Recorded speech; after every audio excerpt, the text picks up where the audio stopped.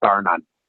You talked about a few of those star players that you play with. A couple of the names you dropped were in New York. Now, when you went there, you guys had kind of like a super team. I'd imagine you guys were probably spending the most in the entire league, but just like disappointing results. Like what just wasn't going on there? We had, I think, our payroll back then, and that was in 01. I was there 01 to 04. I think our payroll was $85 million back then, guys. I mean, we had so many guys making $10 million, $7 million. It was ridiculous. I mean, we had Pavel Bure at times. I can't remember who all played together at one time, but while I was there alone, we had Lindros, Leach, Nedved, Bure, Mark Messier, Hey, Fleury. Crazy. Hey, Barney, you know what's nuts is that you're not even saying Bobby Holik. He was making $9 million on that team. Best story ever for Bobby Holik. So we didn't have success on that team because there was just too many guys and we couldn't. It's almost, I don't want to say like the Tampa Bay Lightning, but John Cooper does a great job of kind of keeping everyone happy. And it's hard when you have so many superstars to keep everyone happy with ice time. It's a really, really hard thing to do. And we went through coaches like they were Pez dispensers. I mean, they just pumped them out and just get a new one. Let's just pump it out, baby. So we went, I think I had 6 coaches in about 3 years. Can't trade all of us. Ridiculous. No, you can't. Nope, just get a new coach. We're all making $10 million. Doesn't matter. But Bobby Holik, that best thing I've ever heard from Bobby Holik. I'm sitting on the bench with him one day, and we had signed him for $9 million a year for 5 years. So we got $45 million back in like 02 or 03, whatever it was. And he's one of my favorite teammates of all time. Smart, intellectual. I mean, he is a hard worker, honest. He's more American than any American I've ever met. I mean, he's from Czechoslovakia.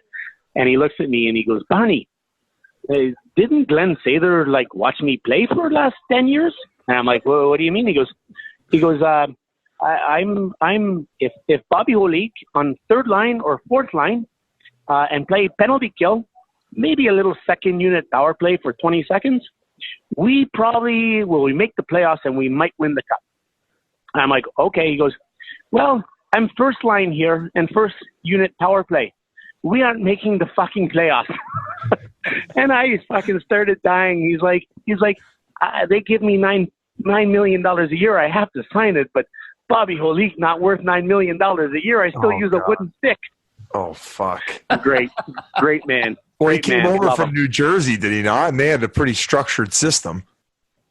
Yeah, I'm glad you brought that up. We had video one time, and Glenn Sather actually came back to be our coach because the Pez dispenser ran out, and he was going around the room asking guys that had won cups before, is this the way they did it when they won cups? And they were all like, yes, Slats, that's the way we did it. That's the way we did it. And they look at Bobby Holik, and he didn't give a fuck. He had 4 more years at $9 million left.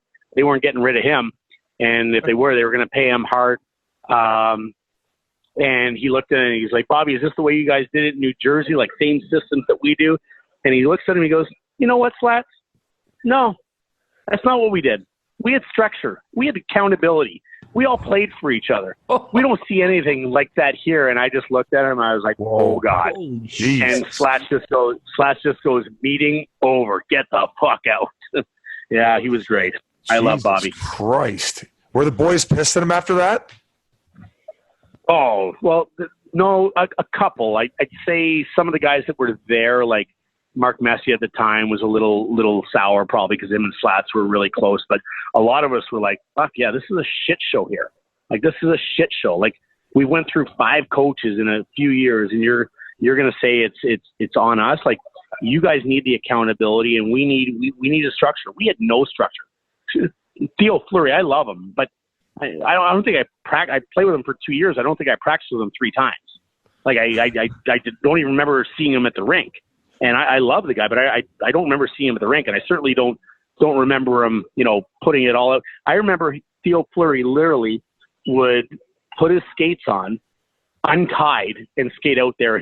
And literally they weren't even tied up, like very loosely. I was like, how the hell isn't he breaking his ankle here? Like, I have no idea how he isn't breaking his ankle. So, no, it was total dysfunction. Having said that, I love the guys there. I love the city. Love playing at MSG. It was truly a dream come true to having played in such a great spot.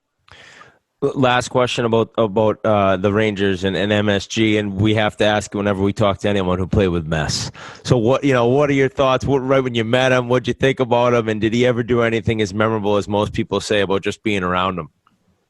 You know what? I didn't see that side of him. He had a girlfriend when I was with him, but just going back to meeting him for the first time, it's the only guy I've ever been nervous to meet, ever. Like, I walked in that room, I'm like, that's the Moose. Like, that's the man. He was my lineman. He was my centerman for, the better part of 3 years. So I was fortunate to be around him a lot, in meetings with him, dinners, and he was awesome. In great shape for his age at the time. He was everything I thought he would be. But as for stories, like, we would go late night back to his house, and his girl would be there. And we'd play pool till all hours of the morning and just have so much fun with Leachy. Leachy was close. Brian Leach and Lindros, they all lived within, they were in the higher rent district. I was about 30 blocks closer to the city in the lower rent district. Yeah, the lower $7,700 a month and $1,000 to park your car was low rent district back then. Oh my God! Those guys were in the scene. Yeah. You don't put a lot of money away unless you're one of the big boys. But yeah, I loved the Moose. I loved playing with him.